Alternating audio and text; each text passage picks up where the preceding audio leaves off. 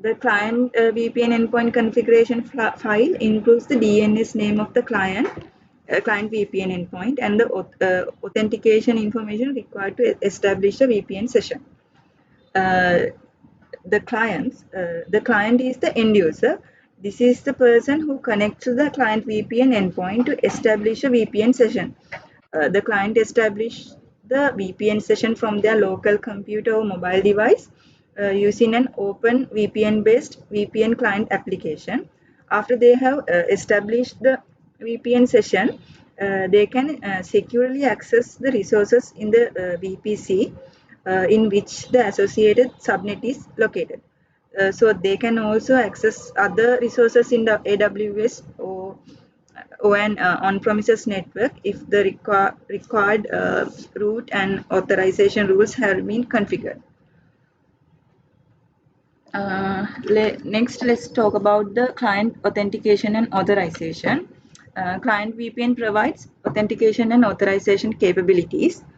Uh, authentication is implemented at the first point of the entry into the AWS cloud. It is used to determine whether the clients are allowed to connect to the client VPN endpoint. And if the authentication succeeds, clients connect to the client VPN endpoint and establish the VPN session. If the authentication fails, the connection is denied and the client is prevented from establishing a VPN session. And client VPN supports two types of authorizations, security groups and network-based authorization. Security groups means client VPN automatically integrates with the VPN security groups.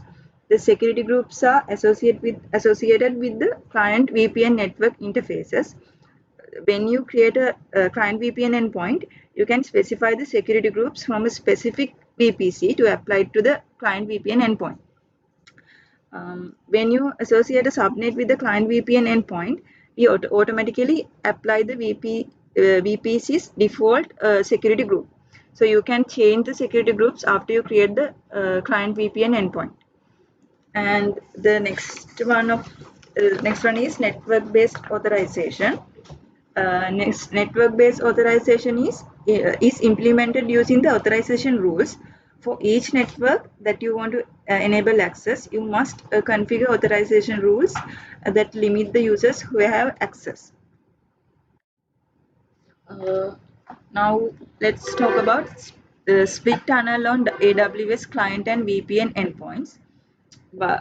With a split tunnel, customers can optimize the routing of traffic from the client by having only AWS destined traffic traverse the VPN tunnel. By default, when you have an AWS client VPN endpoint, all client traffic is routed over the AWS client VPN tunnel. When you enable split tunnel on the AWS client VPN endpoint, we will push those routes on the AWS client VPN endpoint route table to the device which is connected to the AWS client VPN. This ensures that only traffic with a destination to the network matching a route from the AWS client VPN endpoint route table is routed via client VPN tunnel. Uh, Next one is connection login. Connection login is a feature of AWS Client VPN that enables you to capture connection logs for your client VPN endpoint. A connection logs contains connection log entries. Each connection log entry contains information about a connection event, which is when a client connects, attempts to connect, or disconnects from your client VPN endpoint.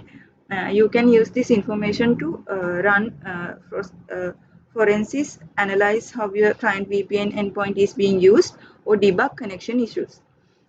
So connection login is available in all regions where AWS client VPN is available, and client logs are published into a CloudWatch logs log group in your account, in your AWS account. Now let's go through how to configure and deploy AWS client VPN. There are three steps when we should follow when we are doing this. First one is we have to identify the prerequisites of a